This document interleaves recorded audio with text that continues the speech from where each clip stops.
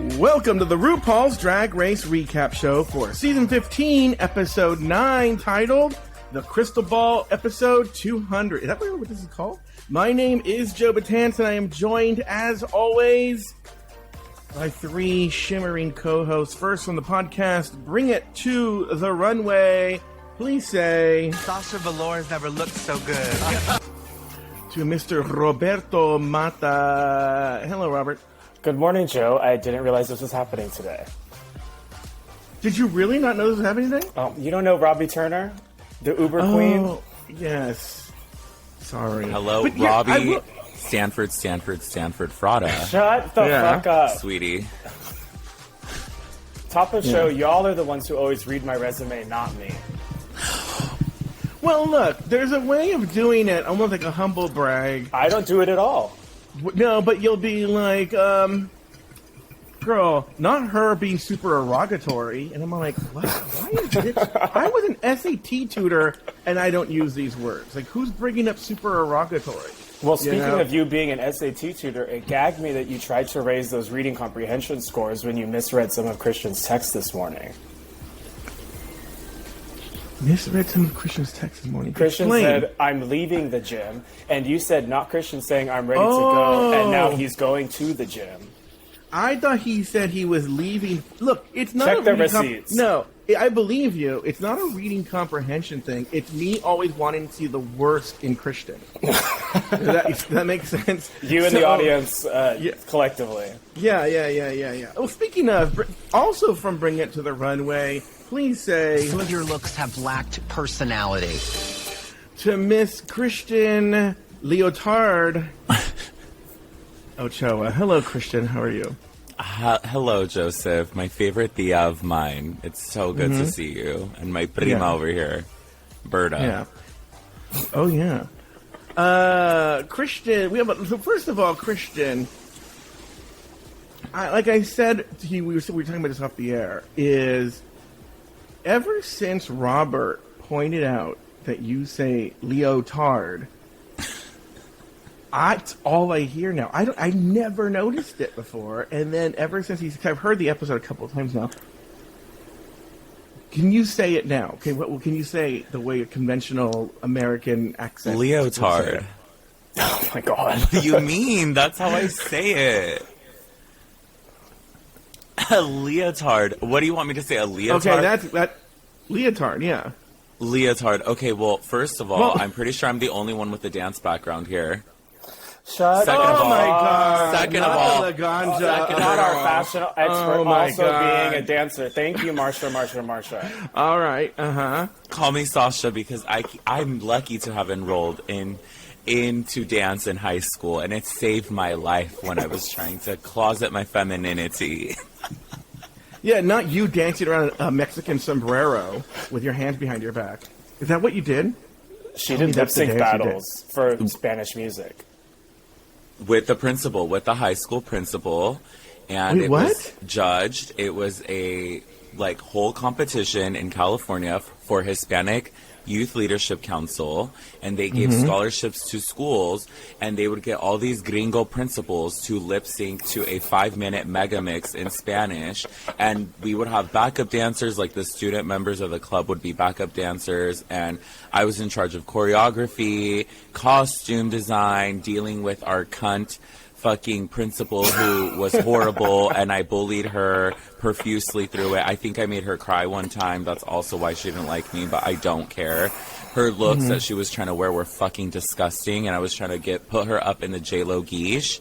We even got her a wig. I said, honey, your dyke haircut's not going to cut it here. What? What's glamorous and Latina about a dyke haircut? To a J-Lo and Pitbull mega mix? No. Every 50-plus-year-old Latina woman has the same haircut, and it's the short, ear-length bob. I want the record to show. This all started, and this is actually what Christian is a master at this, is if you put Christian in a corner, like baby, he is a master at wiggling out of it. Because the real thing was about him not being able to pronounce the word leotard. And he is able to reframe the conversation in a masterful way where you're like, how did this just happen? It's like a lot of like confusion and stunt shows and verbal gadgetry. Where Girl, you're I'm like, always confused too. I never know how we end up here either. You're the one that does here. I know, but I'm not even doing it intentionally though. You're the one that Dirty Done did this, girl. Pure instinct. Yeah. Anyway, Taylor's going to be here next week. He's going to be the co-host next week. But before he did, he left a very special message for us. Hey there, RuPaul's Drag Race fans. This is Taylor the Latte Boy, your favorite host of the RuPaul's Drag Race Recap podcast. If you're a diehard fan like me, then you'll definitely want to join our Patreon community. As a member, you'll get early access to our episodes, so you can be the first to hear all the latest Drag Race news and gossip. Our Patreon episodes are also longer, so you'll get even more in-depth analysis and discussion. But wait, there's more. As a Patreon subscriber, you'll also gain access to our Discord community, where you can chat with other fans about Drag Race and many other topics, share your thoughts and opinions, and gain access to the Porn Decor Lounge. Plus, you'll have the opportunity to join us for live shows and bonus content that you won't find anywhere else. So what are you waiting for? Sign up for our Patreon membership today at patreon.com/afterthoughtmedia and take your RuPaul's Drag Race obsession to the next level. See you in the Discord. Now, by the way, he sent that yesterday, but I'm going to tell you, it's not even totally accurate. I've spoken to the mistress of Discord, the dame of Discord, Humble Pie, and we are setting up, it'll be effective by the time you get this episode, a public section of the Discord. So that there won't be any Porn Decor Lounge. But if you are like, fuck this Patreon shit, but I still want to talk about Drag Race and not be on Reddit, go to our Discord. Afterthought Media is the name of our Discord channel. I should probably put the name of the server channel and everything.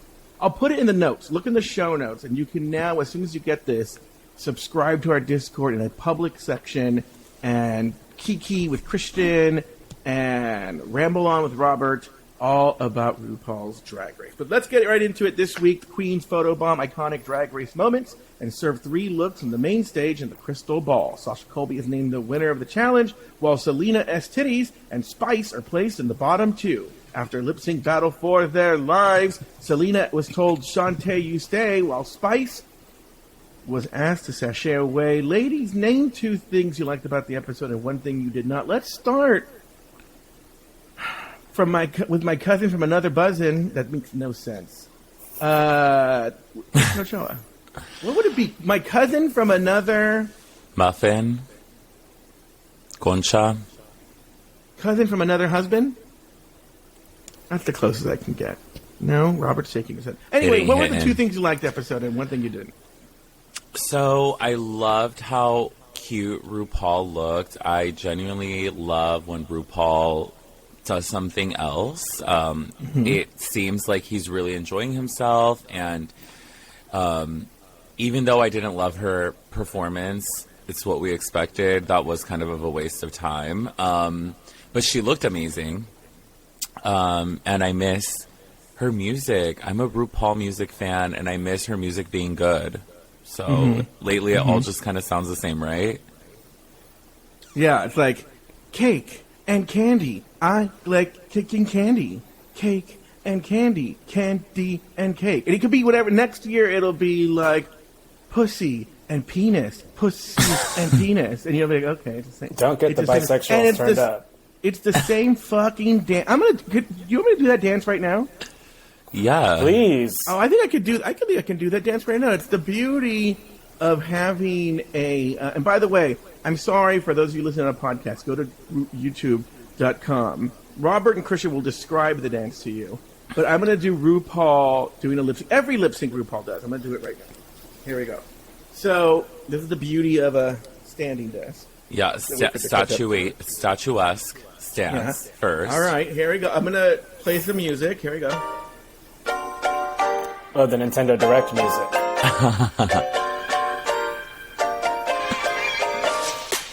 She struts, she looks at her cameras, she points at the dancers to the left, points at the dancers to the right. She shakes a little hip. A little bit of a sway. She gives a little bit of open mouth, for sure. Teeth. Come on, teeth. She might flip the hair a little bit. She might give us a little bit of, not too much, though. Just back and forth, stepping back and forth. That's it.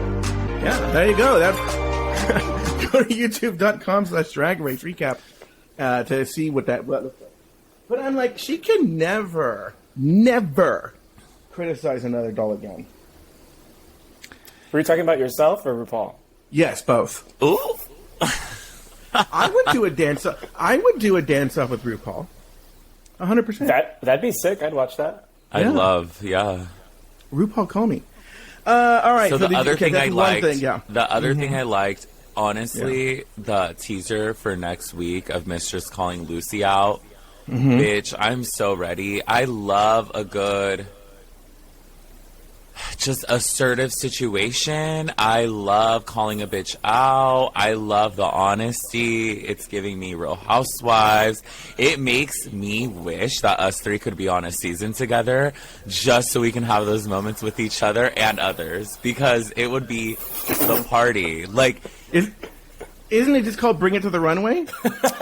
yes, but I want it televised with more stakes. I see. But I was living for it, and I'm bringing that up mainly because a friend listened to last week's episode of Bring It to the Runway, and they were like, oh my God, it sounds like there's just so much tension between you and Robert. And I was like, no, I love that bitch. I'm like, so if I haven't made it very clear... Tension? Right? I'm like, except for that one time that I was like, I can't explain art to you. You were ready, bitch. You were ready.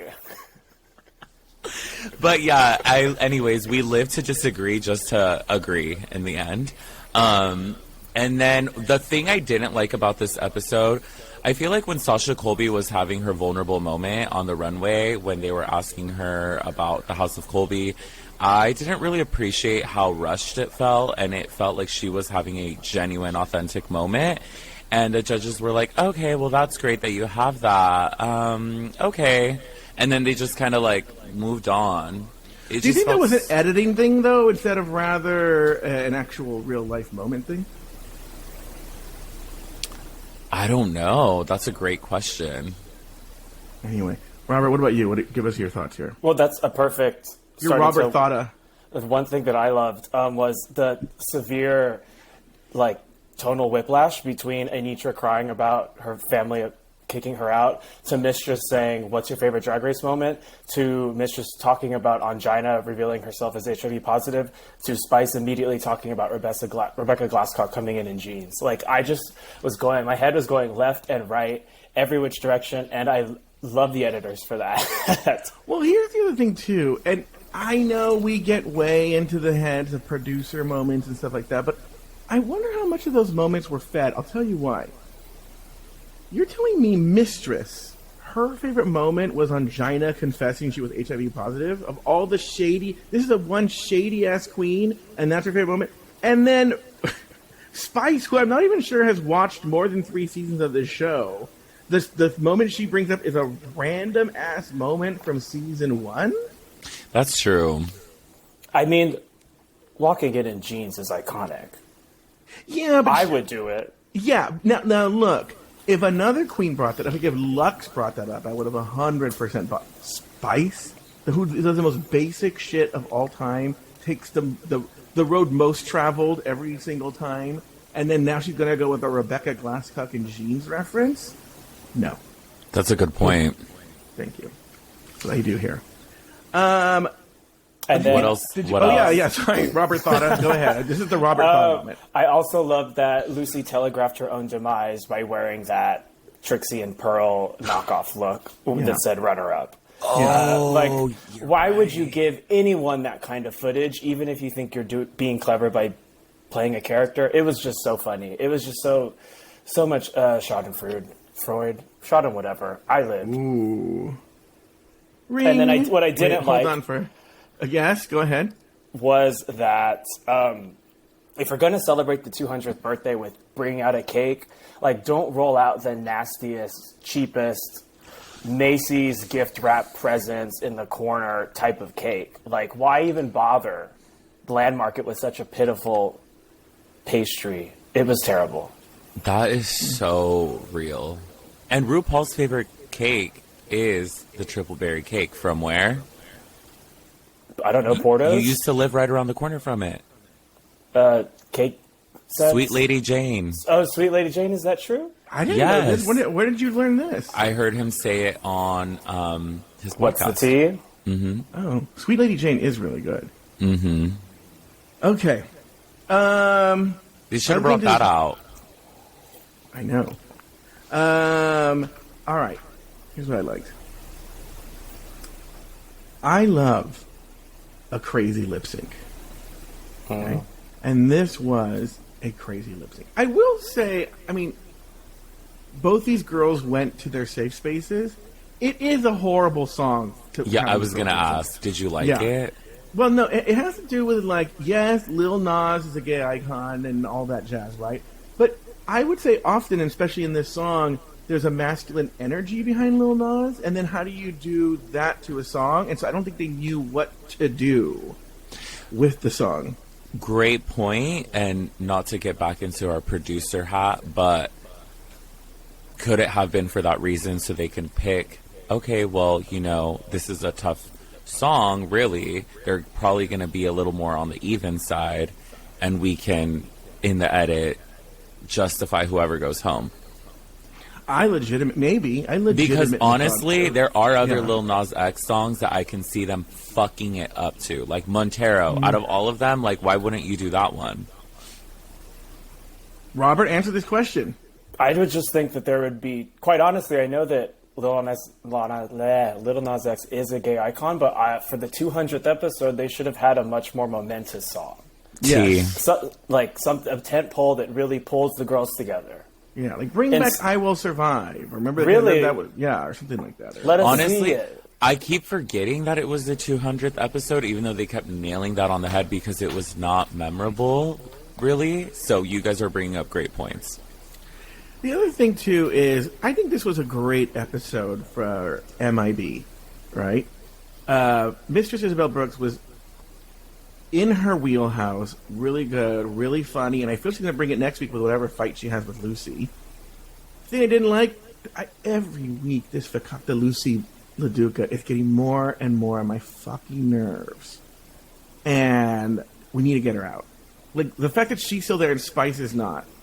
I watched Untucked, and somebody asked me this, I don't think she really, someone was saying, like, you know, the fact that she wasn't in the top this week, was she mad? I don't think she ever really brought it up. Because I don't know if you guys watched Untucked.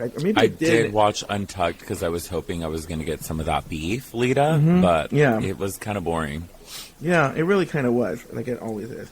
All right, let's move on. The next day, Spice re-announces her top era and Mistress vows to be more congenial. Next, RuPaul enters the workroom to announce this week's mini-challenge. The queens will get into quick drag and photobomb iconic moments in drag race herstory. Anitra strikes the fiercest pose and wins the mini-challenge. Robert Mata. Josita. I stan Robert Mata. And by stan, I mean, he's always mentioned he goes to Stanford, yeah. Oh, my God. I love how we didn't even plan this. Like, I'm just so about the way I didn't even see it coming. We didn't plan for this. Planford. Anyway, Roberto. My thoughts on the mini challenge, perhaps?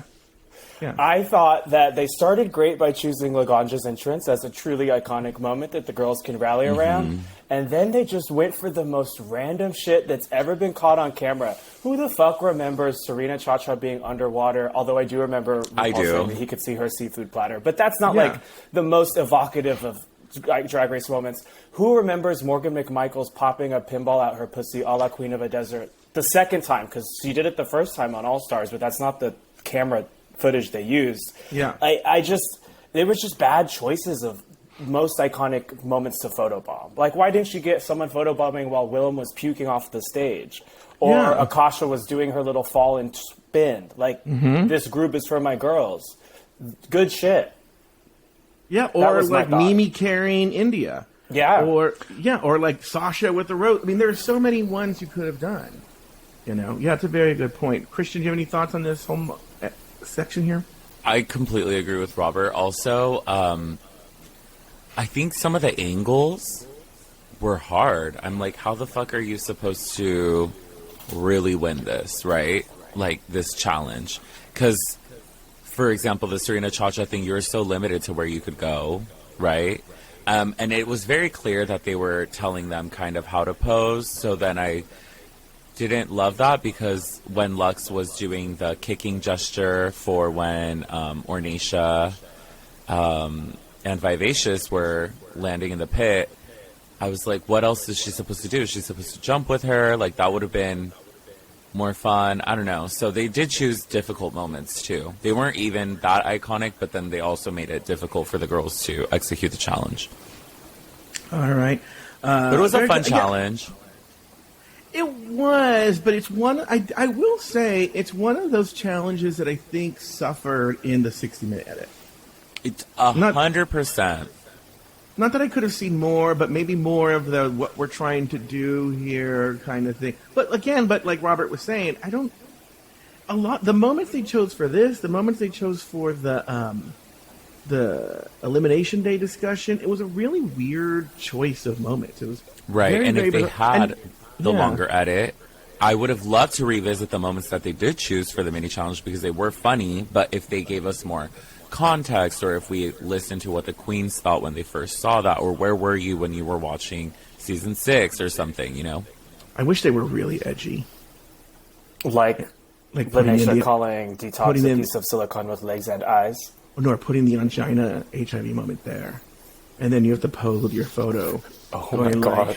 Like posing with... No, I'm not even going to say that it was boring. Or how about when obvious Monica Beverly joke. Hills, too? Remember when she broke down? Mm-hmm. Yeah. You know? And like putting those moments in. Thank you. It really gags me narratively that Monica Beverly Hills came out as trans on the stage, and RuPaul said, great, you're in the bottom 2, and I want you to lip sync to Only Girl in the World. Like, what? Well, then they did this thing that they do in the show a lot, was they would save her that episode and then just kick her out the next episode. Yeah. Okay, you get to thank you for that. We're going to keep you for one more episode now. I really don't have a lot of thoughts. Here's what I have. Oh, yeah, this is what I do have. Marsha comes in, because they didn't have an after the elimination because they already kind of did that last week. So we open up on next day. And Marsha comes in and she says something, she goes immediately to sort of mourning or talking about the elimination of Jax, which, okay, sure, whatever. But the first thing she says is like, it's a new day in the workroom and I'm coming in a good mood because, I won on my first lip sync. I won the first lip sync and I was like, I don't know if, first of all, I was against Malaysia, right? And Malaysia thought you were weak. That's why she chose you. I don't know if it's quite... It's no going to Stanford, is what I'm trying to say. Oh, my God. I don't know why you're bragging about this. Yeah, no one finds her a threat, which I would be very insulted if I were her, because she does have an impressive resume like Robert. Yeah. So, it's so... Yeah, I would... she should kind of... Not to dictate her mood, but, girl, put a little fire under her ass or something, Yeah. Yeah. Well, it made me remember that she doesn't have any accolades yet. I don't even know that she's won a mini challenge. Oh, true. You know what Robert called me? Hey, simpletons. And he goes, you know who my favorite Drag Race person is? And I go, who? He goes, the guy that writes the music. And I didn't get what that meant for a long time. And then I was driving and I was like, oh, so obvious. Anyway,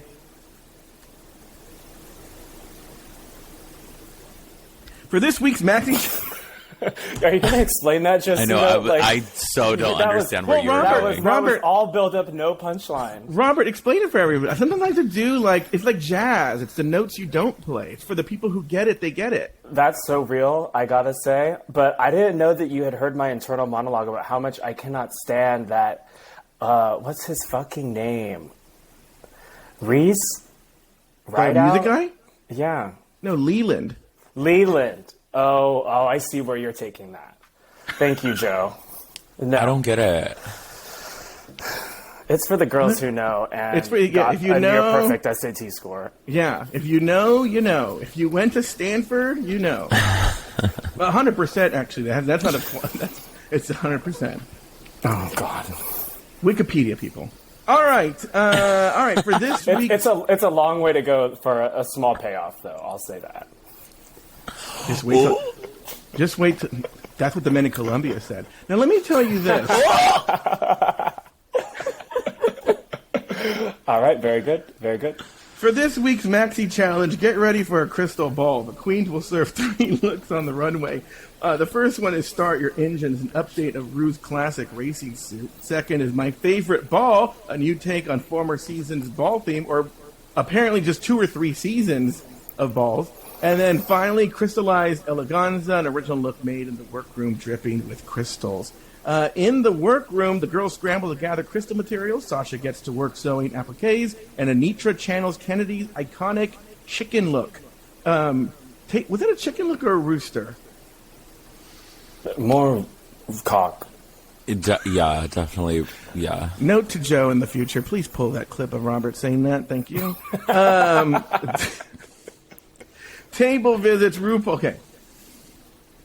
All right, next, Ru brings style icon Carson Kressley along for this week's table visits. Carson urges Spice to change up her silhouette, and Mistress wants to be known as the big girl with fashion. Selena is told her concept is a little too busy, and Ru challenges Selena to overcome her inner saboteur. Back in the workroom, the girls rib Lucy for her safe placement meltdown. Let's start with the Queen of the Universe, Season 2, Miss Christian Ochoa. Oh my god, imagine if I could sing. I'd be the most obnoxious fucking bitch. Well, you already are. You can't I sing. know, so imagine. Okay. But we learned you can dance. I can't dance. I am beautiful, Joe. I am. Right. Go ahead, Okay. go ahead. So, living for them calling this bitch out. Who? I live for that shit. Yeah, who? Who are you talking What about? are you talking about? Are we talking about Lucy's, LaDuca, DeCula's meltdown?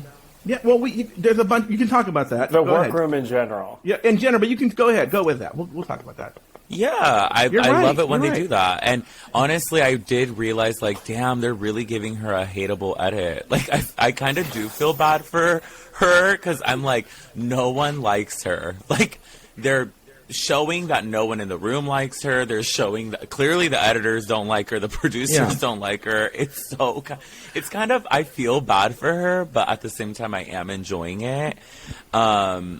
So that's kind of like what I liked about the workroom. And then, yeah, it was very, I don't really like this chaos of, it felt very, very erratic in the rhythm of, okay, we're going to cry. Anitra's going to fucking cry. And she's going to talk about some serious shit. No. Anitra didn't cry here. You're jumping Wait, you ahead. said workroom. Yeah, no, you're talking about elimination. The combos. You know what? I'm going to interrupt you, and then when I edit it, Interrupt I'll me. put the interruption. Okay. Yeah. Go off. I'm going to stop you there for a second, Christian. Because I don't think Lucy even helps herself. I pulled a clip here. This is Lucy in a confessional. She sounds like a villain. I mean, she just makes herself sound like a villain. Listen to this. I've been waiting for this since I've gotten here because I love to sew my own costumes. And it's my job now to show these people that I am the one to beat. What? I think she thinks she's self-aware. I know. I think she thinks she does, but it's like, first of all, we're on episode 9. 2, I guess I can't. Robert, help me here. I've been trying to wrap my brain around this. Why does she need to do this? Why does she need to show this? Yeah.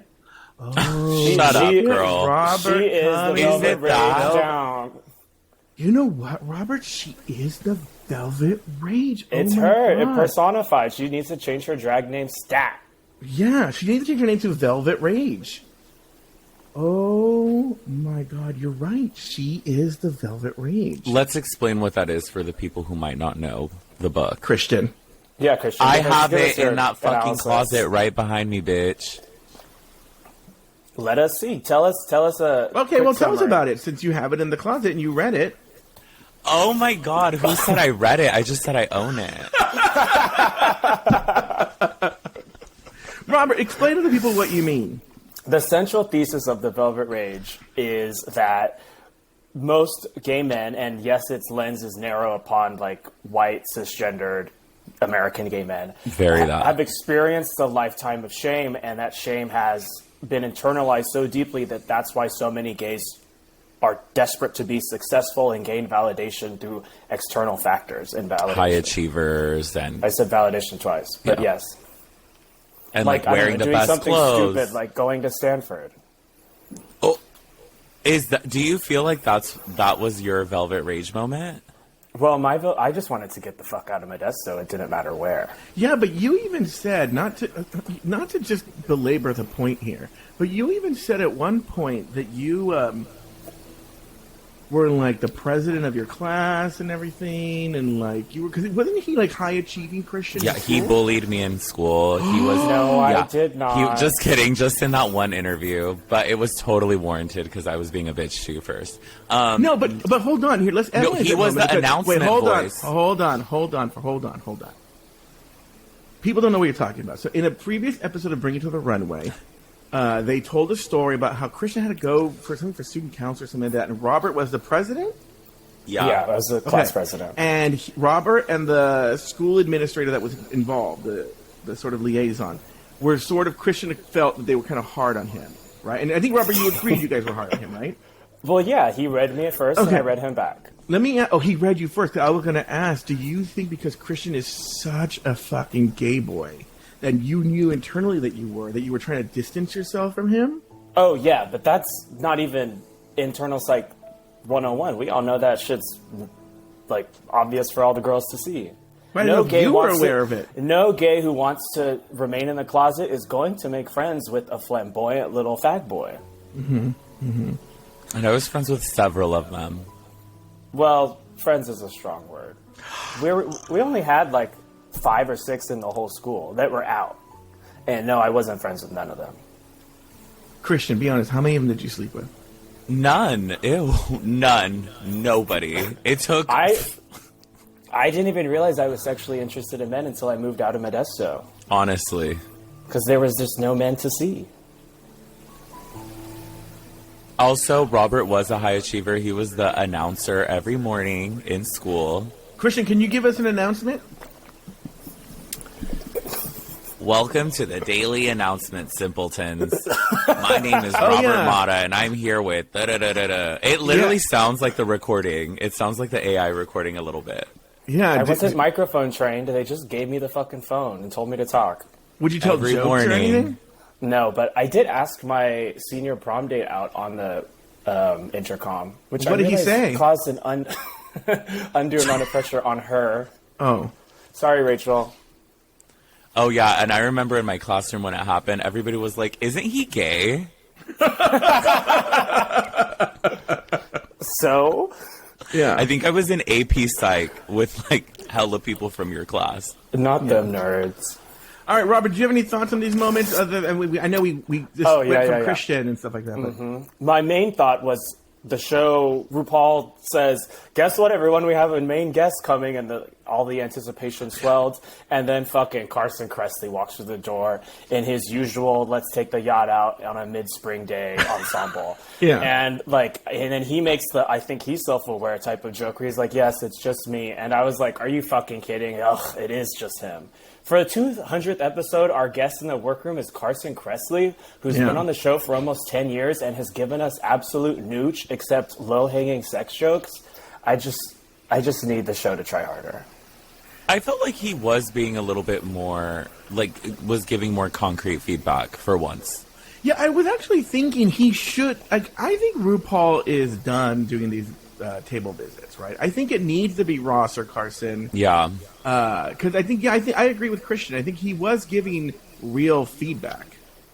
For once. 200th episode, I would have loved a cameo from Bibi Zahara Benet or Merle Ginsburg. Something historical. Oh, I wish. Oh my God, I want Merle back so fucking bad. I love Merle. First of all, I felt bad they were calling out Spice the way they did, but I wasn't here. I was here for it, though. Oh, it same. was kind of true. Just like I felt bad for Lucy, I also felt bad for Spice because even on, we're getting ahead, but girl, the way that they were berating her in the workroom and then on the runway to her face, straight up. What was that fucked up comment that they just... it just slipped my mind.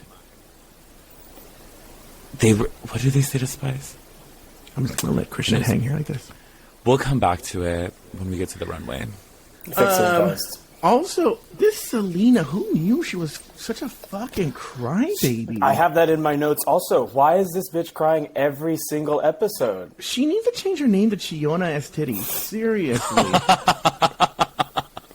By the way, because I probably will forget to bring this up during, and since we're talking about Selena, I'll probably forget to bring this up when we talk about the looks. Once again, this bitch, showing she's not from Southern California. She goes, yeah, I'm going to be going down the PCH. I'm like, no one from Los Angeles says the PCH. The PCH to the Emmys. How the fuck is the PCH getting you to the Emmys? It's not. It's getting you to Oxnard, baby. And a real LA bitch, so I avoid that shit. I don't even remember the last time I was on the PCH. Well, you can't go now. It's probably underwater. Yeah. The PCH, mama. Yeah. I mean, I love her making fun of that, but then we say the 405 and the 5. And the right. 5. Well, yeah. We would just call it the 1. Yes. True. We would say the 1. Yep. But we wouldn't say the PCH. Yeah. And it's but it's all. Let's let the listeners know that it's uncommon for us to even get on it. It's like when people talk about again, San Francisco and call it San Fran. Yeah, that's what Robert said, by the way, in Colombia. It's Elimination Day, and the queens get ready for the runway. Anitra shares a painful memory involving her mother, and the queens share their favorite moments from Drag Race history. Let's start with our very own Cardinal. If I'm the Pope, Robert's the Cardinal. Roberto Mata. In which chapel? The 13th chapel or the 18th chapel? No. Robert, do you know this story? I don't. I was out with Christian and Jessica and Gabe. Okay, Jessica is Christian's roommate and Gabe is their friend. And we were out getting tacos. And I don't know why this came up, but Christian and Jessica, legit, not being funny, Robert, say, why is it called the 16th chapel? Like, where are the other chapels? Like, where are 1 through 15? And I think Joe thought we were being funny because he's like, oh yeah, because there's a 13th chapel. And then Gabe and Joe start being like, oh yeah, the 18th chapel, whatever. And then we're like, no, but like, what are the other famous ones? Why is the 16th the famous one? You're on your Final Fantasy bullshit, girl. Anyway, Robert Mata, go ahead. Elimination Day it was? Yeah. Wait, did you just pull a Yoda? That's how I think. Did you hear him, Christian? I go, Robert, it's you. He goes, Elimination Day it was. I was asking.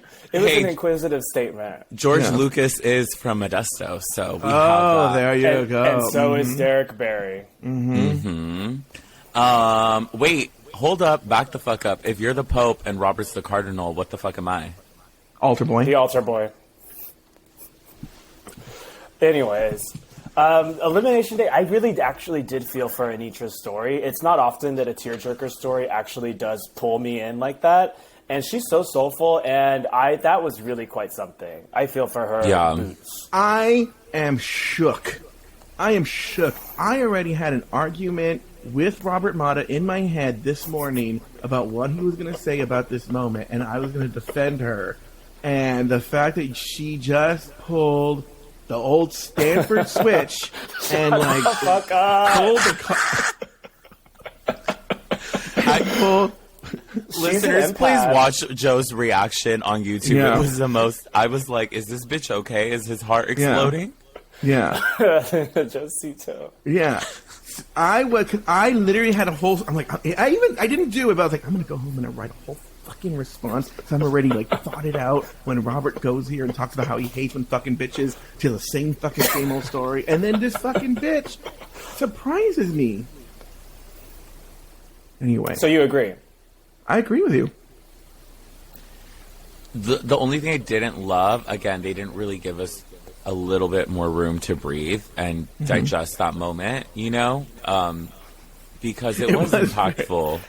Well, that's what very broke fast. the tension immediately. Like, just no time to actually swim in that. Well, here's the other thing, too. And this is how you know it was an organic. I think what's so funny about this moment, I think it started inorganically and then turned organic in that it was like, Anitra clearly being fed a line was like, any of you have any gay siblings? Which I'm like, Yeah. why is anybody saying that? But then it turned into Spice a really, looks up. yeah, she's like, yes. And it turned into a real moment. You know she was really crying because that's Selena. I pulled the clip, but you couldn't really hear that well. She lost her fucking accent and fake ass voice so fast. Like it was, Robert actually told us about that clip, and I went and found it. I should have played it, but that voice came back out. So Robert told us about a clip of Selena that you can go find when she's a baby drag queen, and she has zero accent whatsoever, and she talks like Robert, and she was from Palo Bajo, right? And she has no accent, and then she, in this moment, has no accent. I'm like, oh, see, that's the real voice, and this is how we knew this was a genuine moment. I hate you so much, Palo Bajo. Stupid ass. Robert's not going to give these. Robert is moments. pressed. He does not give a fuck. No anymore. more oxygen for this. Christian, do you have any thoughts on this Elimination Day? I didn't love how clear the writing was on the wall.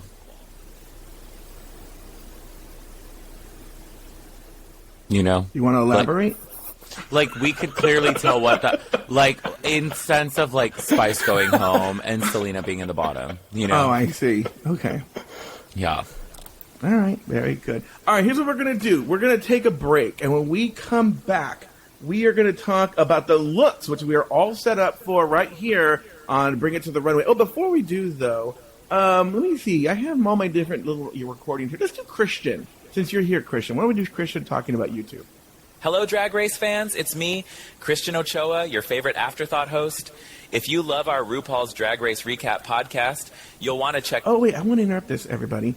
We're doing something new this week, and by the time you get this, it won't matter, but for the following weeks, we're not going live on YouTube anymore. Now the episode just drops YouTube premiere at 5 p.m. Pacific every Saturday.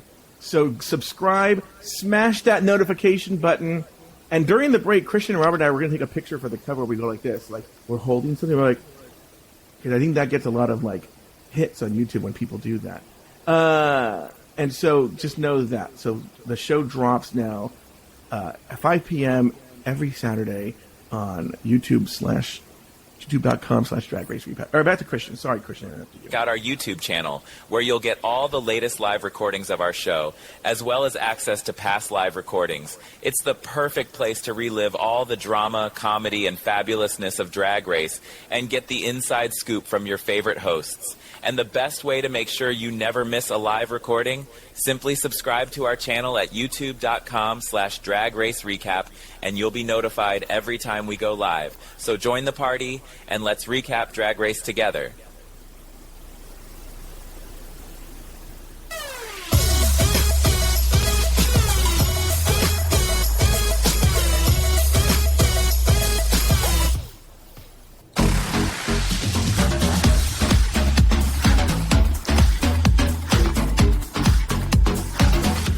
We are back. We are back right here on Bring It to the Runway, essentially, the Bring It to the Runway portion of the show. And what we're going to do right now is we are going to discuss the looks. And we're going to do it by Category. By category. And this is not a shade or retard to anybody, because I know how we are. And so I'm going to put a 10-minute timer per category. Okay, and I'll watch it and we'll monitor it. But let me open up this first category, Mama. And we're going to talk about the looks one by one. All right. Special thanks, by the way, to JTP for helping me get these looks. The first one, now the category is the one about the RuPaul racing. Start your engine. The racing suit. Updating the classic. The classic. Racer. The classic racer outfit. All right. Jumpsuit. The first one we have here is Mistress Isabel Brooks. Christian, let's start with you. What is she wearing? She's wearing a red vinyl stretch catsuit with a white vinyl panel on the right and left side. And she said she is wearing all big girls' past sayings have been ironed onto this catsuit. I think she looks very polished. She always looks very put together, and that really helps this. Her body looks great, but it's a little too safe for me and a little too on the nose, and I don't care for all the catchphrases being put on there. I think it's just kind of random. I'm really liking Who the Fuck is Heather on there. Roberto Mata. I know you love the color, but what else do you love? That's not even Stanford red. That's cherry red. I just say I know you like the color. No one brought up Stanford. Well, I don't know why you're going there. You think you're so fucking Robert, sly. shit. Like, not everything revolves around Stanford. And pine trees. I do love pine trees. But usually I hate words on the runway. Like, it's always such a miss. But I think this was a really cute example of how to do it. I really appreciated the homage to all the big girls. Like, there was, I think on her side, she had ew. Oh, really? There's so many other ones. So I thought it was a fun way to coalesce this with the 200th episode theme. All right, very good. Christian, did you get all your thoughts out? Mm-hmm. All right, next we have Spice here. Robert, why don't you go ahead and tell us what you thought. Tell us about Spice's look. And oh, by the way, everyone listening, I have to really push for you to go to YouTube. We have the looks as a reference here. We're going to do our best to describe them. But I would really, even if you want to just jump to this moment in the YouTube channel, I would highly recommend doing it. I think it's a lot more helpful to hear them talk about the looks as you watch them as well. But go on to describe what Spice is wearing there, Robert. Spice is wearing the exact same fabric that Mistress Isabel Brooks wore as thigh-high tights, I guess. I don't know. Let's be honest with you. The same chunky heel. Probably one of the legs of the tights. Oh, God. You said that. You saw that. She has a checker motif on her heels, the bottom of her skirt, and a flag that she's holding that for no reason says ding-a-ling other than the fact that she is a ding-a-ling, and her visor. Baby, the boys want to know where it's at. That's why she's holding the flag. Is that a thing? Like, I'm not a TikToker. Does she say that all the time? I didn't catch what that was except for a stupid-ass confessional. She also wrote it. She wrote it on the mirror, too. I wonder if this was like a work that was situation where she was trying to make it a thing, but we didn't really see it. A jump out of the car moment? Jump out of the... Yeah. For those references, Work That Puss is Jaden Dior Fierce. That was like her... attempt at a catchphrase that they kind of fucked her over on because she never said it really on the show that we saw. And then the jump in a car, jump out is Fifi. That was like her thing. I never got that either. Christian, did you talk about this look yet? I actually liked it. It was one of my favorites for this category because it is an update. For one, it's not a racer suit, it's a dress. And I like that she paid a lot of attention to the details. For one, the boots are really sick. Even though I can definitely see how she concocted these, they're still very effective. The flag was a cute moment. And I liked the visor. I see it. I see the fantasy. The color story kind of reminds me of Charlie's Angels when Cameron Diaz was in the racer pursuit. That would have been my reference if I was to do this runway. But I like the hair. I like her in this hair color. It's cute. She looks cute. All right, very good. Next, we have Luxe Noir London. Do you want to give us your thoughts on this look, Christian Ochoa? Quickly. Luxe is wearing a two-piece hot pink deconstructed racer jacket, and then she made it into a skirt with a thigh-high white lace-up patent leather pleasers. I did not really like this, but I like the hair, and I love the colors on her. And the flag was dope. I was in color guard, so I can appreciate a good flag twirl. I only did it for one season. It was very embarrassing. I said quickly, girl. Stop talking about anyways, yourself. But I just didn't like how... I liked how she sold it, but I did not like the actual garments. They were not good. All right, Robert. The only thing I really noticed about this look was that she wore those exact boots last week. So the girl's getting her money's leather worth. pleasers? Yeah, whatever order of patent leather pleaser and boots you want to call them, that's a common trend.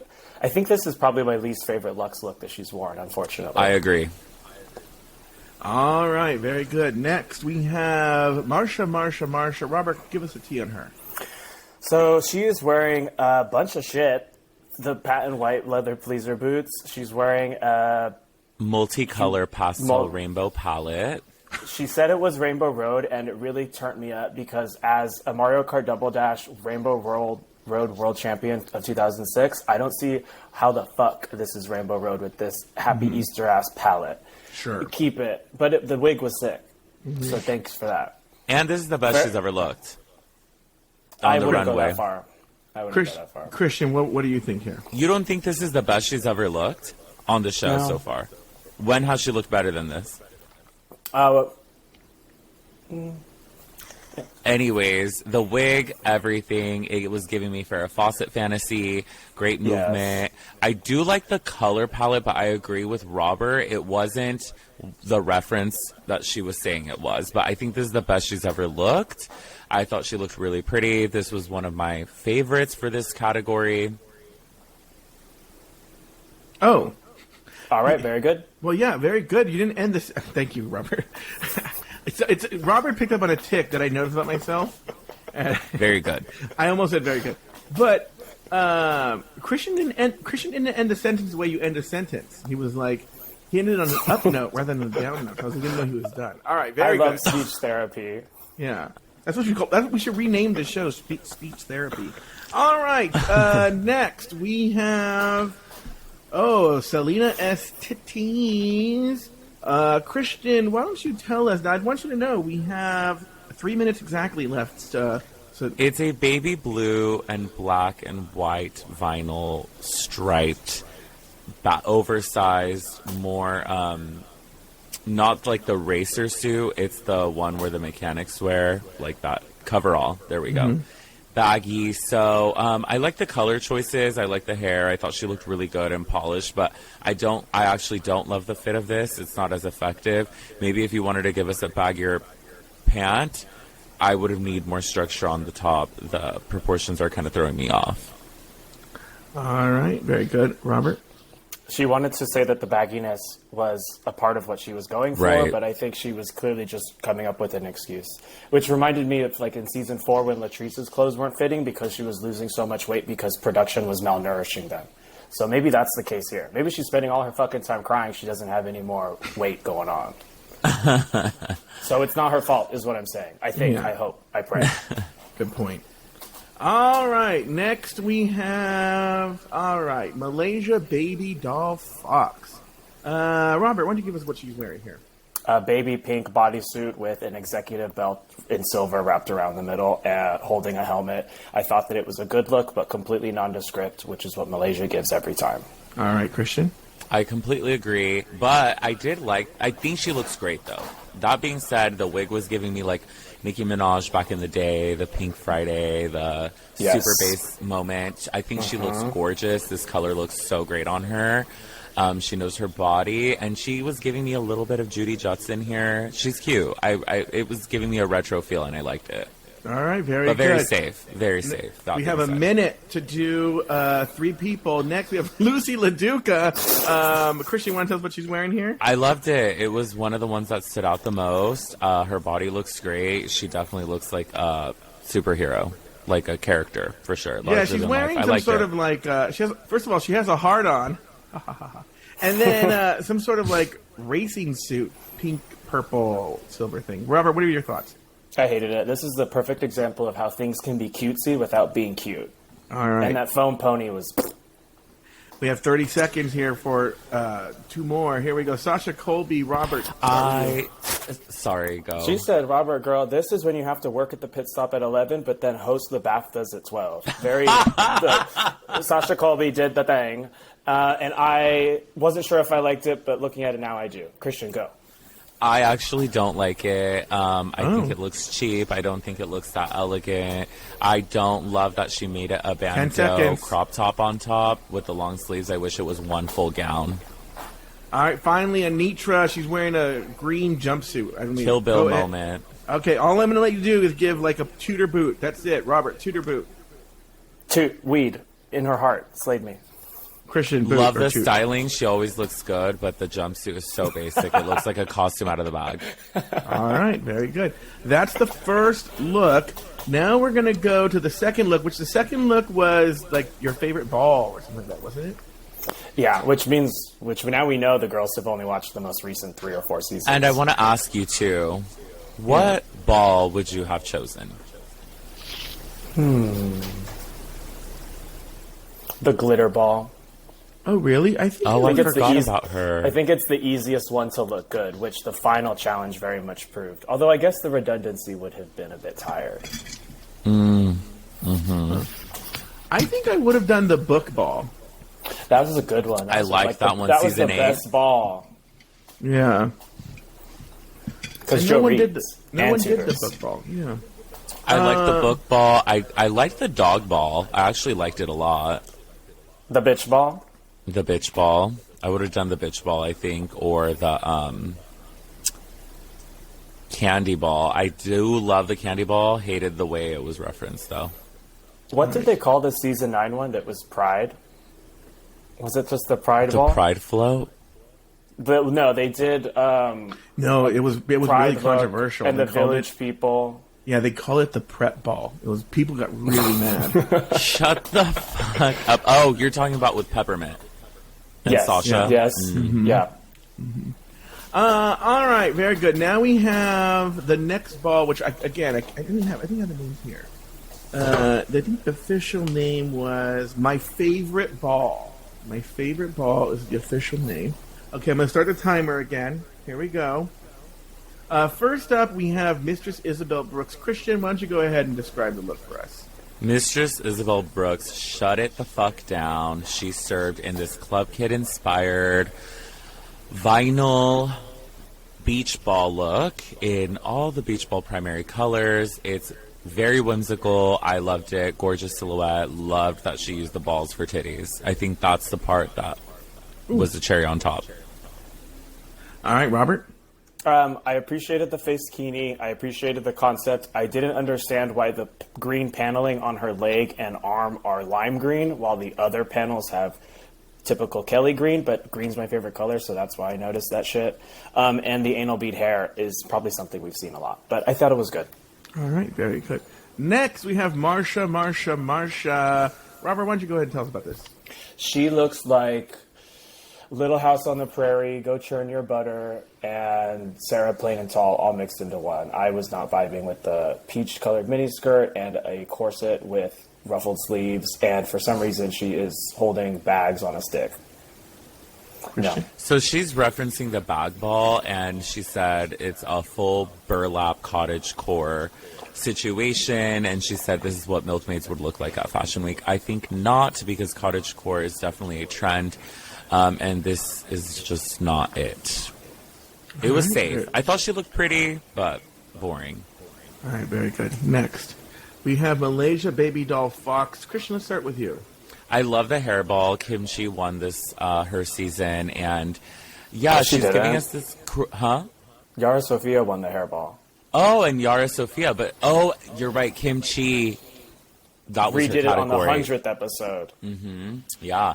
Okay, so love the ball reference. Cruella de Vil fantasy. I thought she looked really good. This was one of my favorites for this category. Roberto Mata. I thought she was doing the bitch ball, so I was because of the Cruella de Vil monotone look. But No, I think it's because Sharon Needles gave us that. it looks more like dog hair than human hair. I don't know what kind of hair Malaysia used to compile this look. I liked it, but again, it doesn't have much character. Strangely, why does Malaysia lack character? You're right. She has a big personality, but it never comes through in her drag, really. More like Malays, right? Are you with me there, Robert? A Malays? I don't know. Next, moving on. I liked it. Next, we have Spice. Robert, tell us about Spice. Spice is in a black and purple and lavender, seems like 80s fitness-inspired bodysuit with the leg warmers and random cutouts. I hated it. I did not understand why she decided to go for this type of look for the ball. The ball. Not it for me. I want to go back to this malaise joke I made. Are you talking about illnesses? A general feeling of discomfort, illness, or uneasiness whose exact cause is difficult to identify. Yeah, but that's a better name for, instead of Malaysia baby doll fox, she's Malaise baby doll fox. I'm going to stick by that joke. I'm going to stick by that joke the same way I was in San Francisco and I ordered an Uber and I was with two friends of mine, right? And a Chevy Volt, a fat guy in a Chevy Volt, picked us up in the Uber, right? And we were going up one of those steep San Francisco hills, and the car was struggling. And I said, I think the car's going to change its name to Revolt. And no one laughed, and I thought it was a funny joke. It was me and another big fat guy, and no one thought it was funny. And I'm going to stick with that and Malaise baby doll fox. All right, Spice. Did you halt the clock for that? No, I didn't. Spice, what did you think of that, Christian? The pom-pom balls, the craftiness of it all. I mean, it's not really a bodysuit, but she just glued a bunch of shit on a two-piece outfit. Yeah, that's a better way of saying it. Too safe, yeah. She looked good, though, but safe. But what's more egregious is this is something she brought. They didn't make this. Yeah, exactly. It's too DIY. Kind of like Lucy's, which we're moving on to soon. All right, next we have Selena S. Atitis. Why don't you tell us about this one, Christian Ochoa?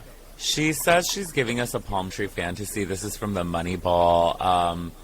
Girl, she tried so hard, and the details were fun, but no, the girl, you don't look good. I love her makeup and her hair, but yeah, it's not a good look. Why would you want to look like this? Robert? As you can see all around me, I love palm trees. I was waiting for a palm tree look at some point. I thought that it was a strange choice to equate money to palm trees. Doesn't make a lot of sense. She's giving us the EBT sticker on top, which Selena wants to remind us yet again that she's a fake girl from the hood. I didn't understand the wig. Unless she wants to do the frayed middle of palm trees that happens, I don't think she wanted to do that. But I think she could have made this look better if she had made the palm fronds much larger and emphasized her shoulders. I don't know that would have made the proportions completely off, but at least we would have gotten palm tree from it instead of whatever mess we're seeing now. All right, very good. Next, we have Lucy LaDuca. Christian Ochoa, why don't you tell us about this one? Girl, what the fuck was this? It is an off-the-shoulder white circle skirt, short, long-sleeve dress with a white corset over it with blue laces, and she used dog shit bags for her flower crown and her skirt. Barely, and I agree with them. It should have been covered in that. No, girl, no. Robert?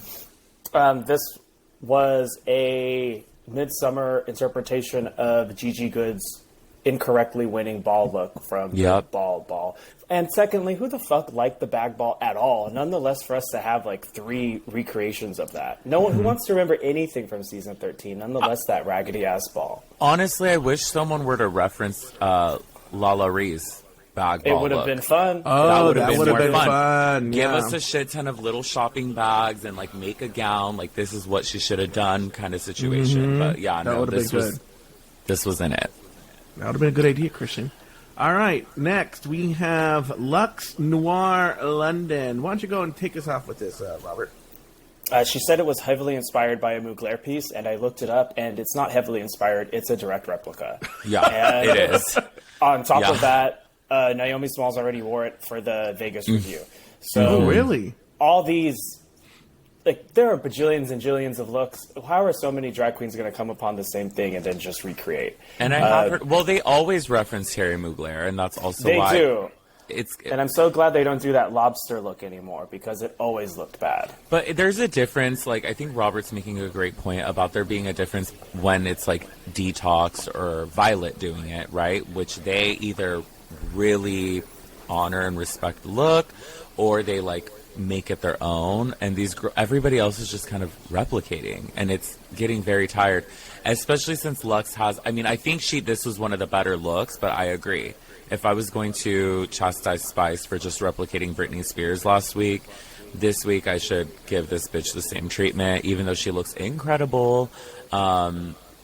Yeah, and Naomi Smalls, actually, Luxe has come out and said, like, oh, I'm very heavily inspired by her. Naomi Smalls is like, I could tell by the nose contour. But now Robert has cleared it up that Naomi's already worn this. That makes me like it even less, because I just think Luxe has it in her, and I hope that with age she can cultivate her own identity and point of view. All right, next we have Sasha Colby. My favorite look. Describe it for us, Christian. Yeah, I've been begging for a Kush reference. Did I not foresee this? And I had no idea that Colby Kush was going to strut down the runway. You guys, the fact that she put a red light bulb in the blunt fascinator and it lit up so she could let them know, bitch, I'm lit. And I said, this is why she won. Like, okay, so she's giving us this little ganja bob with a green chartreuse bob. I like that she's very smart with color theory. Her eyeshadow is pink, which pink and magenta are opposite on the color wheel from greens. So that's really smart. And then she has this glittery weed leaf corset with a fucking baggie of weed as a skirt. This is how you drag it up, because look at the proportions. It's a humongous blunt. They're huge weed leaves, and the baggie, it's not the actual size of like weed nugs. She made them big and clearly exaggerated the proportions of everything. This was fun. It's camp, and it is a different side that we haven't seen of her, so I loved it. Robert, you have 12 seconds. And I want to smoke some Colby Kush with Robert. Let's get some. I loved it. I loved the smoke effect and the light bulb. It was my favorite part. All right, once again, Anitra, we're like Anitra's mom. Girl. Week. Another fucking half skirt, and I'm going to give my time to Robert for this. Talk about it. There's no I was time. happy that she did an old ball. I just don't understand why she did those little shit swirls from Digimon as on top of her teta. That ain't candy. That's shit. But the tiny pony also made no sense to me unless it was supposed to look like a Sour Patch straw, in which case work. But I didn't get sweet from this. This really let me down. The gumdrops on the half skirt silhouette shit again. Like, I'm so tired of it on her. With a basic bodysuit, because I'm not saying leotard anymore around you guys. Anyways. Well, now you said it correctly. I was disappointed. All right. Very good. Now we're going to go over to the crystal ball. That's an easy one to remember. Go over there. We're going to reset the timer. All right. Here we go. Where was the Crystal Waters She's Homeless reference? Or the Pure Love reference? I saw her performing live last year, and she was amazing. Anyways. All right. Next. First, we have Mistress... Oh, let me start the timer all over again. All right. Mistress Isabel Brooks. Start with you, Christian. Mistress Isabel Brooks is wearing a floor-length gown. I appreciate it a lot more because this is how you do simple in a clean way. She was very strategic with her placement of the crystals on her bust line and them dripping off her shoulder and on the hemline, which makes me like this more. She kind of looks like Paquita del Barrio if she dyed her hair black a little bit. Like, does she not give Paquita del Barrio? Who's that? See the Latina in her. Bitch, you don't know who Paquita del Barrio is? Rata de dos patas, te estoy hablando a ti. I'm a Yo no Sabo viejo. Oh, God. You could still be a Yo no Sabo kid and know, like, fucking pop icons. She's the homophobic one that they were like, oh, don't you feel special because all these drag queens like perform your songs and lip sync to your songs? And she's like, no, I don't like faggots. Like, basically, it's what she said. Oh, so she's Shania Twain. Oh! I don't even think yeah. Paquita would go on as a guest judge, though. So. That was so funny. What? The Shania Twain moment. Oh, yeah. Because I don't even know she knew what show she was on. She was scared. Did you guys listen to her What's the Tea interview, though? Her What's the Tea interview while she was recording that episode. She was cool as fuck, but then, yeah, I guess they did it before she got on the show. Well, hold on for a second, because now that you made this reference, I gotta stop everything now. I found Paquita. I found her. Make a reference to find her right here. So you're saying that she's giving this. if she like aged, with dark hair. This isn't classic I see Paquita, but Paquita usually wears a white gown and it's all Swarovski'd out or something or sequin, and it's yeah. I swear this is every one of my grandma's friends at the club, at the Latin club in Montebello that meets at Quiet Canyon. Mm-hmm. Wait, is it what's it called? Florentine Gardens? No, the golf course in Montebello, Quiet Canyon. They meet Oh, there. the one that you told me about when I was driving past it, and you're like, that place used to be it. Oh yeah. As the Sergeant of Arms, we need to get back to topic. All right, very good, Sergeant at Arms. Let us know. Oh, again, another Stanford reference, because There is nothing if bitches don't know, Stanford about what was your major? What was your major from Stanford that you Who created cares? yourself? What was Who it called? cares? What was it called? I did not create it myself. What's your major? Mistress Isabel Brooks is my major. Wait, you made your own major at Stanford. Okay, what was it, Robert? I didn't. I was in an interdisciplinary program, which means I made my own class schedule. Oh, okay, and what was it? What was the focus? What was the... Technology policy. Oh no, Robert, say it how you normally But say the it. major is called Science, Technology, and Society is what the department is called, and then you can pick a concentration within so that you can talk bullshit in your job application and interviews and get a high-paying job. And you used to use a W word when you would describe A W? weapons, bitch. Well, that's when nuclear weaponry was one of my little segments. I told you who. I don't want to talk about that. Sergeant at You Arms. guys- Anyways, What a My 10 horrible Sergeant at minutes. Arms. He's the one that used up all the time. just to talk about himself. I know. Like, you have six Oh my god. 6.5 minutes left. Are we done with Mistress Isabel Brooks? yes. Well, I wanted to say that it was beautiful, but at the end of the runway, she did what a lot of big girls like to do, which is just open their mouth and pretend to laugh. Like Darian Lake loved to do it, Eureka loved to do it, Bag of Chips loved to do it, Nina West loved to do it. I don't understand why that's a thing. They're always laughing. It's just it's a quiet laugh. It's like they do a jolly thing. It's a strange thing. It's weird. All right, next we have Spice. Christian. No, Robert, talk about Spice. Keeping it short, she did exactly what Carson told her not to do, which was grab a disco ball and walk out on that stage, and I live. So true. This bitch gave no flying fucks. Her hair, love it. But yeah, it's like a disco ball corset top, which is cool. It's very similar to what she did in the first design challenge. And she did give us, but honestly, you guys, I actually liked it. It's very current. I can actually see these pieces in stores. It's a lace-up detail on the skirt. I mean, these fabrics are in style. I actually thought this was safe. I didn't think it deserved to be in the bottom, to be honest. All right, next we have Marsha. Christian, tell us about this look. I liked when she said, I have this brooch on my vagina. I thought that was cute. A vagina. Never heard that before. Safe. Thigh-high Robert? Oh. stockings and matching, like, little whatever. Yeah, Marie she's Antoinette. like a Fern Gully fairy crossed with one of those Sky Dancer toys from the 90s that you, like, spin and then it flies away. I thought it was a perfectly safe look. I just didn't understand why she said that she looked like an old-timey stripper. Like, it's this thing that, like, desperate gays do and they want to seem interesting. They're like, I'm a street worker, I'm a stripper, I'm a prostitute. And it's like, none of this is that. Not I even wasn't- Moulin Rouge. Like, Not even. No, it's far too covered up. But, hey. All right, next we have Yeah. Malays Baby Doll Fox. Best joke of the day. Vivian Panay. Let's just start with that, Robert. It's a standard Malaysia look. It looks clean, a clean white gown with a belt strapped around the middle. Very beautiful, but nondescript again. Christian. yeah, I agree. I mean, but the girl always looks polished and put together, which is, but yeah, it looks a lot like all the drag she's already worn on the runway. Boring. All right. Next, we have Selena Estites. Christian, give us your thoughts on this.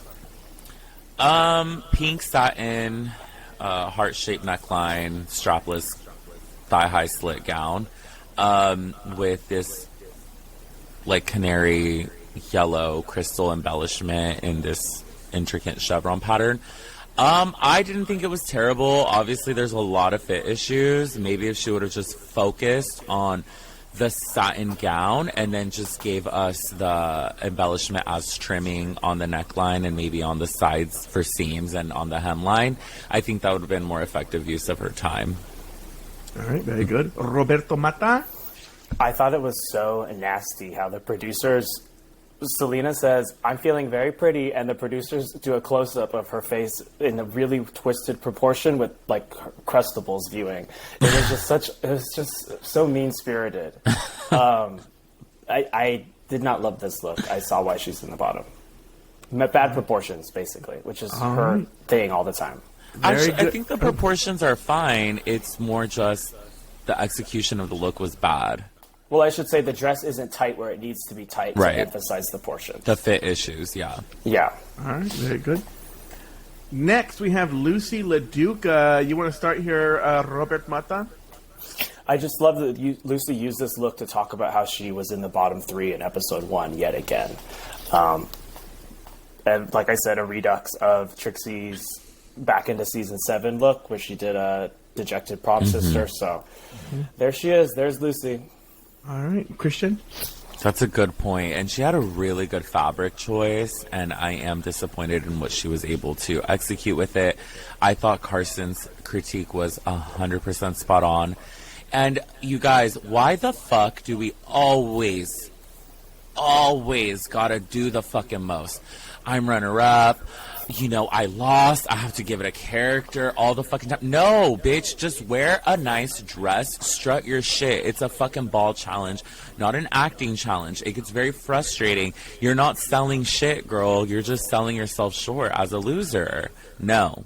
Well, Malaysia did just the opposite of that. Or rather, she did exactly what you said just one time ago, and we just read her for it. So what's the true tea? But Malaysia's outfit wasn't it. All right, well, I guess we don't have time. All right, next. Very good. Very good. We have Left Noir London. We have just over a minute left. Go ahead, Robert. I thought this was gorgeous. I couldn't believe she constructed this in their workroom. I respect that she couldn't walk in it. It reminded me of Chi-Chi's book ball look, which was in Naomi. They both did a similar sort of explosive type of construction. I loved it. She must have been pissed she wasn't in the top. All right, Christian. See, if you're going to give it some type of a character, at least this made more sense and it wasn't trying so desperate, you know? I loved it. She looks like a Swarovski ornament. It was, at first I was like, what the fuck is this? And then I was like, oh no, the details are there. She looks right. I feel like if her first look wasn't so basic, she could have been in the top. All right, Sasha Colby, we have 15 seconds left. Christian. I didn't agree that this should have won. Robert? I liked it, but she must have been so pissed hearing that voiceover when she said that she wanted to seem like the Queen of Hawaii, and then Michelle makes a really tired joke about owning 51% of some tree. Like, so disrespectful. Like, it called me back to when Yara Sofia wore a traditional Puerto Rican gown, and Michelle Visage is like, that looks like a Snuggie. Like, do you girls think that she should have won for this? I can see why she did. I don't have any other winner in mind. Some Girl, people think that Anitra's Mistress. Gown. It was a very good ball overall. Construction. So Anitra, I actually overall. took two pictures. Here's the rear of it, and here's the front.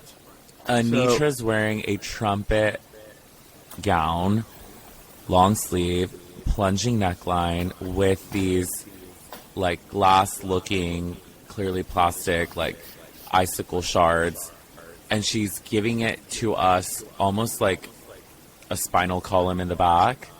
And the detail going down the sleeves. It's exactly what RuPaul said, that savage beauty that we love McQueen for.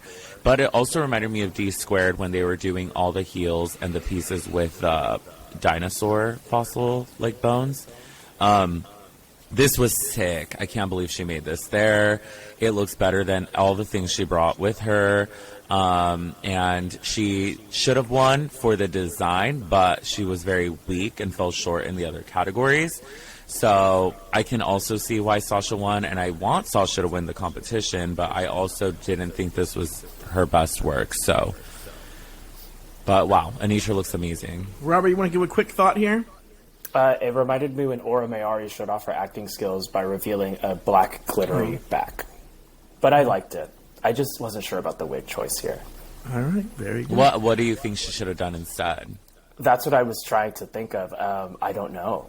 So it's a stupid, empty critique because I don't know what. I think the color of the auburn orange is just. I think off it's the with color. peach. Yeah, I agree. All right, very good. Well, those are the looks. On the main stage, RuPaul names Sasha Colby the winner of the challenge and places Spice and Selena Estides in the bottom two, forcing them to face off in a lip-sync battle for their lives. The song, That's What I Want by Lil Nas X. In the end, Selena's told Shantae you stay, while Spice is asked to sashay away. Ladies, any final thoughts on the episode? Let's start with you, Robert Mata. I saw the preview for the next episode and saw Frankie Grande and vocally said, "Get the fag off the TV." I'm not watching that. I've watched 200. There are 200 episodes of Drag Race, and I've watched 199. The one that I haven't is the season 10 makeover when they brought in Tyler Oakley and Frankie Grande. Because you dated both of them. No, I said cut the cameras, dead ass. I am not doing that, and I don't know if I'll be clocking in. Wait, next did week. you date Frankie Grande, Robert? I did not. They have dated some of their exes at times, but none of that. Christian, do you know that? Yeah, that's why I said it. Oh. Not Frankie Grande. Just don't. I felt... Okay, so I got some very sick, twisted pleasure out of watching the judges being complete cunts to Spice, but I felt so bad for her. They were going so in on her, telling her, the best part about your runway was watching you hold back and not trying to trot. I was like... It's clear Michelle actually does not like her and is always doing a very forced smile. Like, kind of, maybe it's this New Jersey Long Island rivalry thing where she doesn't want to see a new Supreme rise and she hates that bitch and wants to steal her youth. That's a good point. It definitely reminds me of an Ursula Little Mermaid situation. I felt really bad for Spice. I thought that they were being kind of rude, and Spice came out. I'm so happy. She's so positive, right? Like, she was just positive the whole episode. She has such a bright light to her. She's so likable. And even, like, honestly, she didn't do that bad in the lip sync. What did you guys think? Oh my gosh, it was horrible. I mean, it was a pretty bad terrible. lip sync in general, but I'm saying between her and Selena, it wasn't like Selena won by a landslide. But I'm also saying the song choice was really bad. They were both awful. I don't know the choice Selena was making.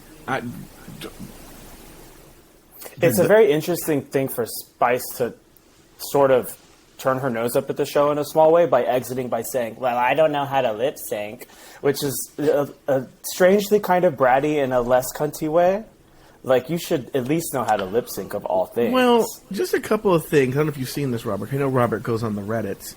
Is Spice is already sort of changing the narrative a little bit, and she's claiming that there was like producer interference, going with like that kind of conspiracy theory, that it was stacked up against her.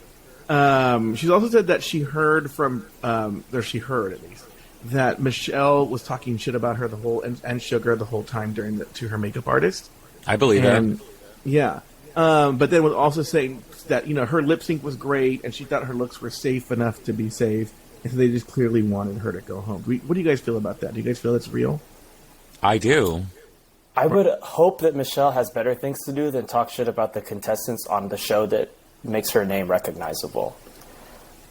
Like, tell us about your daughter's depression again. Well, the thing is that, like, there were some people coming for Michelle for, like, not liking... They was like, who is she to judge? I'm like, she's literally a judge on this show. My only thing is just say it on the fucking show. Say it on the show. Why Say it on the show and be real. I completely agree with you. Going to Robert's I did notice fakeness. Michelle said that she said when we do drag this episode. Yeah. Oh, I noticed that too. I was like, she goes, we have a resting bitch face when we do drag. I was like, Oh, girl. yeah. Oh, Look. and then she said you look like the Deathly Hallows. What fucking sense does that make? The Deathly Hallows are a rock, a wand, and a cloak. You can't look like a rock, a wand, and a cloak. Stupid. If you ever want to get Robert worked up, is make a mistake about Harry Potter. Nerd This shit. bitch on Harry Potter. I thought she meant, Anything. like, the Headless Horseman. What? Like the guy... At the 16th Chapel? Oh, Ichabod I thought Crane? that's what she was talking about. I don't think so. But that even then, that didn't make sense because I was like, I thought he didn't have a face. No, but also that's Sleepy Hollow where the... That's Sleepy Hollow. That's what it was, yeah. No, Yeah. she said Deathly Hallows. Makes no She fucking did say sense. Deathly Hallows. She did say It's Deathly like Hallows. it's like saying, Joe, today you look like a lightsaber. What the fuck did you just call me?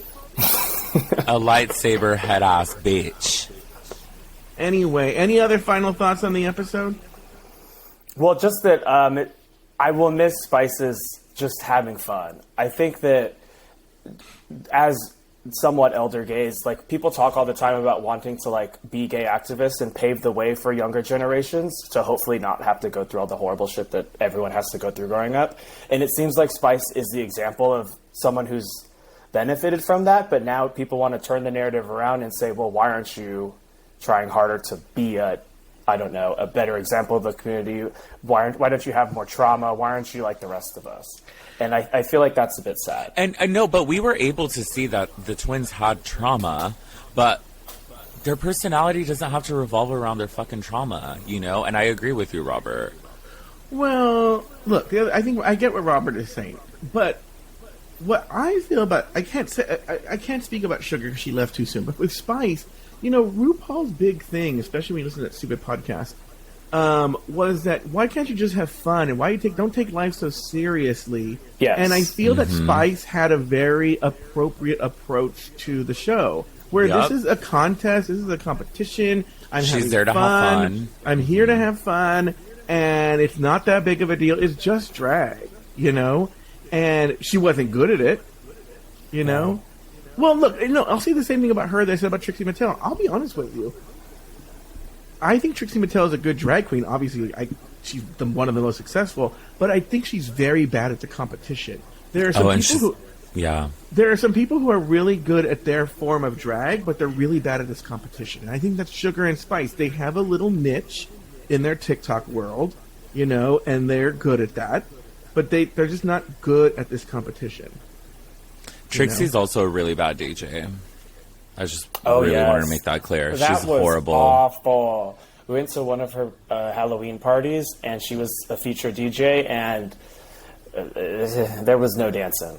And it was 2 hours. It was a 2-hour set. Trixie fans, guys, you have to learn as baby drag race podcasters that there are certain queens that if you talk about them... I am a Trixie fan, and she needs to know that was a horrible set, especially because I heard her on a podcast talk about how hard she went, and she prepared so much, and how it was one of her best sets, and I was like, that's your best? Okay. You're very lucky that I White have so much mediocrity at its finest. You're very She was lucky. going to put on Mumford and Sons. You're very lucky that I have experience in this realm. I've already set up a hate email channel. If Robert and Christian offended you, you need to email our hate email line at thebestoftoday@gmail.com. That's where you could be as nasty and horrible, say horrible things about them. That is the email address we have for them. Thebestoftoday@gmail.com. All right. Well, that's going to do it for this week's episode of RuPaul's Drag Race Recap. Be sure to join us next week and every week as we continue to discuss, dissect, and deconstruct each brand new episode of RuPaul's Drag Race Season 15. So, for Roberto Stanford Mata, and Christian Ochoa, and myself, Nathan's not here, sashay away. You know what? I don't like to sashay away until next week. Sashay away. Let's come up with something cuter. Just sashay away. Let's do. Wait. Sasha Colby away. That's cuter. For this season, bitch.